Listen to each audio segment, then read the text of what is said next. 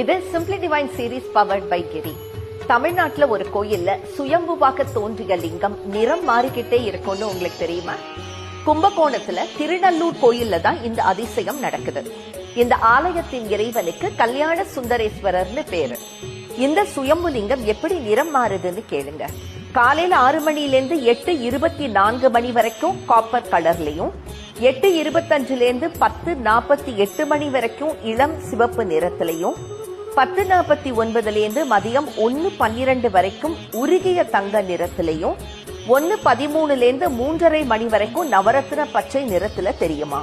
3:30 மணிக்கு மேல பக்தர்கள் எந்த மனநிலையில வராங்களோ அவங்க கண்களுக்கு சிவலிங்கம் வேற வேற நிறத்துல தெரியுமா.